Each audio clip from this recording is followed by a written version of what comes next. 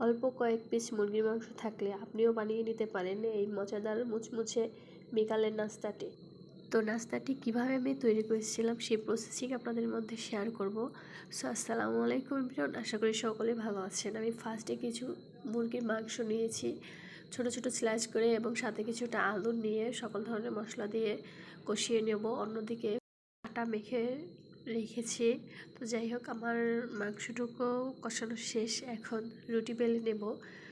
রুটি বেলে নেবার পরে আমি চামচের সাহায্যে কিছু মাংস পরিমাণ মতো দিয়ে নিচ্ছি। এটা হচ্ছে যার যার ইচ্ছা যে যেই শেপ করে বানান, আমি পিঠার মতো করে বানাচ্ছিলাম।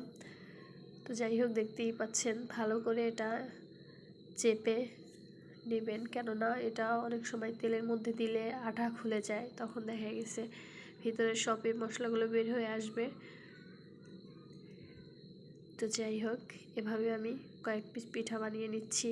দেন সিঙ্গারা দেখতেই পাচ্ছেন, ছোট্ট একটি সিঙ্গারা। এটা হচ্ছে আপনাদের ম্যাক বানিয়েছিল। তো যাই হোক, আমিও একটি বানিয়েছিলাম, ট্রাই করেছিলাম, বাট হয়নি। পরে দেখলাম আসলে পিঠার সাইজটাই সুন্দর হচ্ছে। এই তো তেলের মধ্যে দিয়ে দিয়েছি, এবং তেলটি হচ্ছে মিডিয়াম আঁচে রাখবেন, বেশি থাকলে দেখা গেছে পুড়ে যাবে তাড়াতাড়ি। যাই হোক, দেখতেই পাচ্ছেন অনেক সুন্দর পিঠা হচ্ছে।